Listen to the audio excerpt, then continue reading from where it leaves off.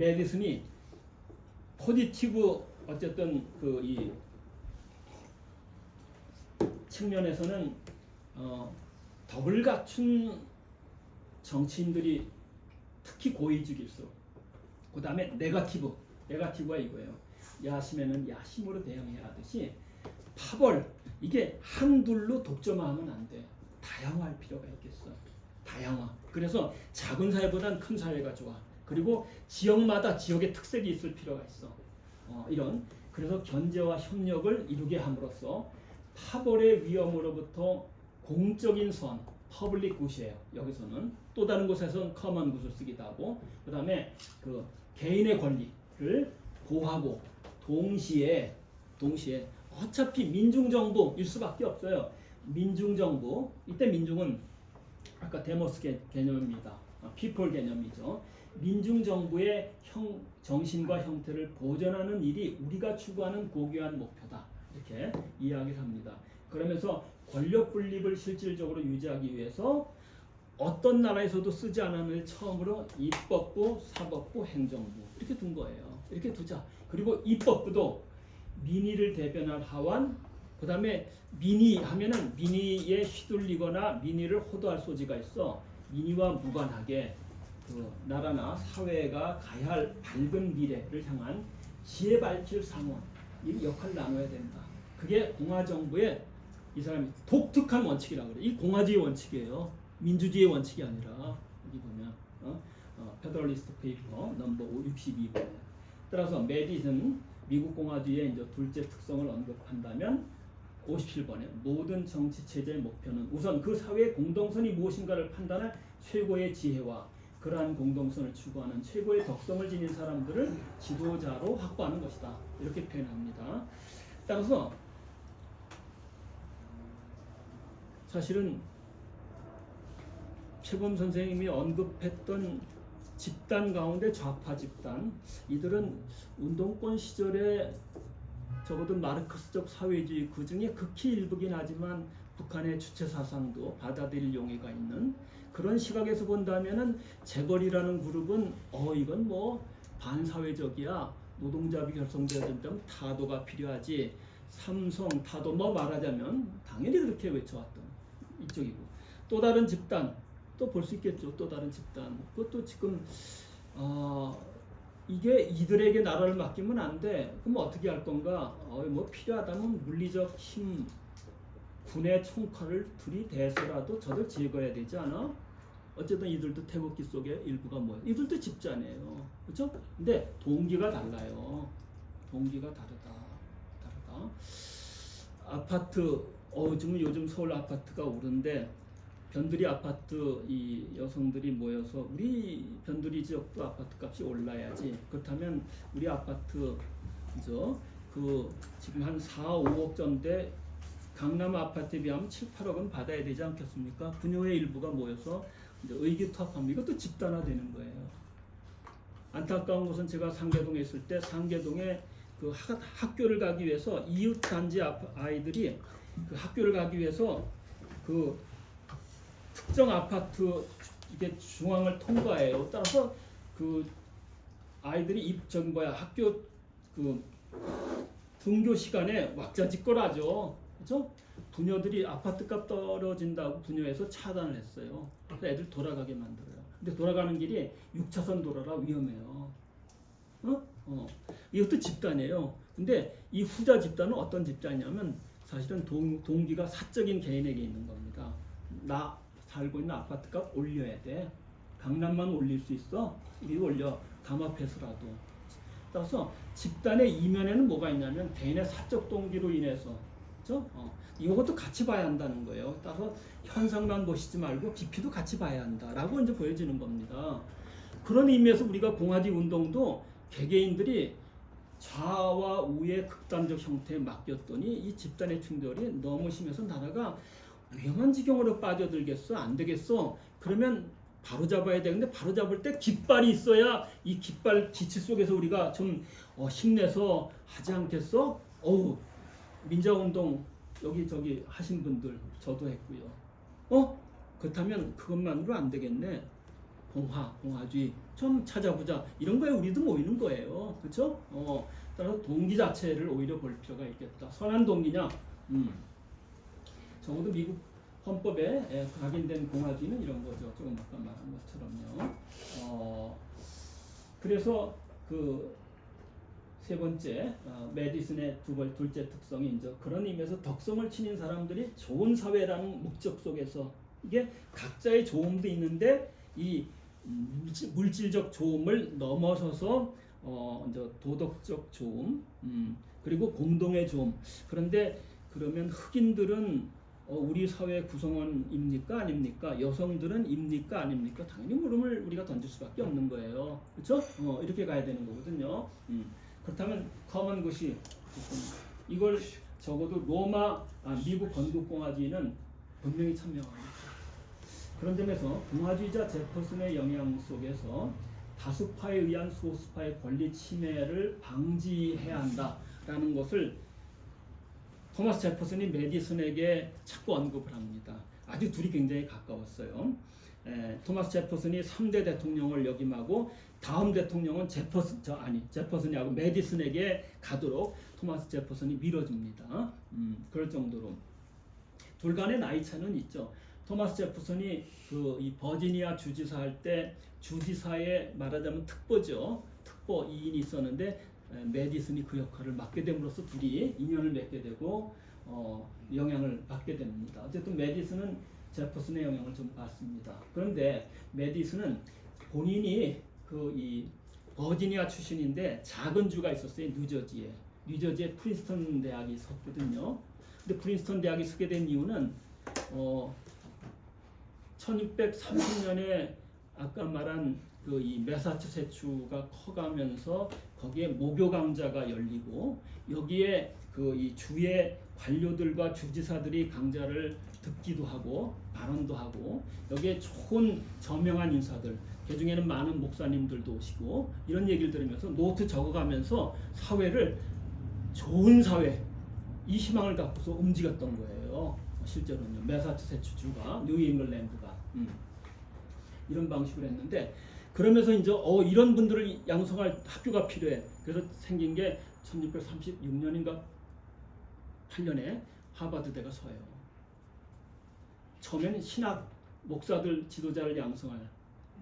그 다음에 근데 이게 자유주의에 침륜되면서 이제 성경 정신에서 이탈하게 됩니다. 그러자 화들짝 놀라갖고 예일 대학을 세워요. 커네티컷에. 근데 예일 대학도 그렇게 빗나가자 그 다음에 생긴 게 컬럼비아 대학, 이 프린스턴이거든요. 프린스턴에 이제 이 사람이 유학을 간 겁니다. 근데 버지니아는 자신의 버지니아는 영국 영국 여왕, 버지니아거든요. 여기는 국교가 있었어요. 주국교예요. 주국교. 그런데 이 뉴저지에는 청교도, 회중교회, 장로교회, 나중에 침례교회 이런 무리의 사람들이 이게 달라요. 근데 자기가 프린스턴 대학 때 종교 때문에 차별받은 적이 없는데 자기의 이 버지니아는 차별이 심했었거든요. 이걸 깨달아서 종교의 자유, 그것도 양심에 근거한. 어쨌든 이런 것을 확인하면서 미국 헌법에 이런 것들이 이제 반영되도록 합니다. 어쨌든 제 이익을 도모하는 파벌 제거는 화재 위험 피하고자 공기 없애는 격이어서 그건 어려운데 관건은 파벌 폐해를 최소화시킴으로써 적어도 나라는 망하지 않게 그러나 좋은 나라가 되도록 하려면 하고서 덕을 갖춘 이렇게 기획을 하게 된 겁니다. 그래서 아시는 것처럼 입법, 사법, 행정 그리고 입법부도 하원과 상원으로 그리고 이때 토마스 제퍼슨과 일부가 지적한 게 중앙정부의 힘이 강할 때 시민들의 자유에 대한 권리를 침해할 수 있어. 이거 헌법에 제대로 반영해야 돼. 이래갖고 그건 약속을 하게 됩니다. 헌법 타결됐을 때. 그래서 1789년 타결되고 2년이 지난 1791년에 수정헌법 1에서 10조까지 이걸 통상 권리장전이라고 합니다. 시민의 권리를 보강하는. 다만 시민의 권리라고 해서 풍선 부풀리듯이요 마구 부풀어나는 것이 아니에요. 기본적인 것에 대한 권리만 딱 그래서 연방 대법원이 항상 그 법적 쟁송이 빚어지면은 공화주의 정신에 의거해서 이 권리에 해당되는 것인지 된다 그러면 예를 들어서 정부에 그냥 해당되지 않는다면 예를 들어서 배척하고 이런 방식으로 연방 대법원이 이런 기본적인 신조를 갖고 있습니다. 근데 우리나라는 공화에 관한 것이 없다 아직은.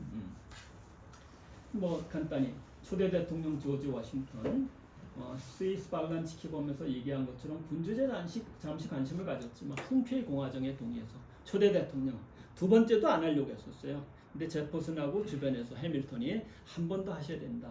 두 번 하고서 딱 물러나죠. 깨끗하게 물러납니다. 좀 이럴 필요가 있어요. 아쉬운 게 내가 이승만이라는 대통령을 저는 이제 개인적으로 기독교인이고 또 작은교회 장로여서 저도 뭐 일부러 미워할 이유는 없어요. 존중할 부분 존중하죠. 그러나 너무 내세우려고 하지 말라는 거예요. 조지 워싱턴하고 비교를 하는 거예요. 이승만도 그랬어야 돼요. 사실은요. 프린스턴 출신이란 말이에요. 딱 초대 나 여기까지만 하고 나 물러나야 돼. 워싱턴을 생각하면서. 그랬으면 이 나라가 그렇죠? 초기부터 빠르게 반석에 올랐을 때는 이 사람이 그렇죠? 그 점을 이제 우파도 염두에 둬야 한다는 거예요. 그래서 미국 건국공화주의 출범할 때 인물들을 보라는 거예요. 워싱턴 2대 대통령 존 애덤스 사실은 워싱턴이 좀 애덤스를 좀 밀었습니다. 그래서 이 사람 4년밖에 못해요. 그러나 독립선언서 있기 전날 공적인 덕성이 공화정의 유일한 이 사람도 덕성을 강조해요.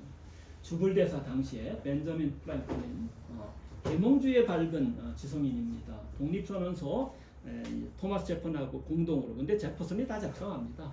거기에 약간 정도 이렇게 그 검토자 정도 프랭클린이 어쨌든 덕이 있는 사람만이 자유로울 수 있다. 자유롭다는 것도 덕과 결부져요. 3대 대통령 토마스 제퍼슨 8년합니다. 시민이 자기 운명을 책임지는 자치를 이룰 때 자유도 향유할 수 있기에 의존적인 예를 들어서 이 공장 중심의 산업 그래서 사장과 고용인 이런 것보다는 그런 것도 있어야 되겠지만 가능하면 그렇죠? 자치의 좋은 농업국가의 모습을 좀 더 많이 가져야 되겠다 해서 농업적 생활 양식을 적극 선호하는 데 이유는 그게 자치가 가능하고 자치가 가능할 때 자유인으로서 자신이 삶에 대한 보람을 느끼고 사회도 그렇게 조성될 필요가 있겠다라고 언급하는 겁니다. 이어받은 제임스 메디슨 8년 동안 고대 그리스 로마만이 아니에요. 로마를 많이 참조하죠. 고대 그리스 근대의 몽테스키에를 비롯해서 존 로크 사상 그리고 제도 섭렵해서 창의적으로 공화주의에 의거하여 미국 헌법을 기초하는 그래서 미국 헌법의 아버지로 불리게 됩니다. 그러면 이제 이런 것들 우리가 사실은 조금 더 우리가 살펴보긴 해야 되는데 마이클 샌델이 특히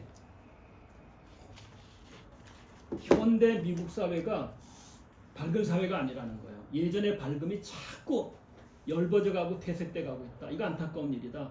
원인을 찾아봤더니 초대 미국 건국공화주의를 잃어버렸다. 너무 많이 잃어버리고 있다. 절차만 형식만 남겨져 있고 내용을 잃어버렸다. 그래서 이걸 언급하게 되는데 1980년에 물론 많이긴 하지만 27살에 하버드대 교수가 되니까요. 이게 또 역시 우리나라 같으면 27살짜리가 교수 되겠다 그러면 그 노교수들이 뭐라 그럴까요? 그 젊은이 엄마 저 좀 더 먹다 오세요. 이럴 텐데 미국은 안 그래요. 재능이 뛰어나면요 27살짜리 교수 취임시키는 거예요. 그 역할을 해요. 이 사람이 1982년에 저 위에 쓰여 있는 것처럼 Liberalism and the Limits of Justice라는 책을 써내는데 이게 뭐 물론 그 이전에 존 롤스의 Theory of Justice도 대단한 저서죠. 미국 사회의 자유주의 좌파, 그러니까 진보적 자유주의의 심장부 역할을 감당하게 될 그 이 자유주의, 그러니까 평등지향의 자유주의 이론을 내놓게 됐죠. 정의론으로. 근데 그것이 갖는 한계를 비판하는 겁니다. 무연고적 자아상의 자유주의의 정의관의 한계가 있다. 그리고 1996년에 Democracy's Discontent, 민주주의 불만족스럽다. 민주주의가 잘못됐다가 아니라 민주주의가 공화주의 선상에서 태어났으면 공화주의와 연동돼 있어야 되는데 그거 끊어버리고 다른 사조, 얄팍한 사조, 쫓아가면서 자유주의를 언급합니다. 샌델의 입장에서는.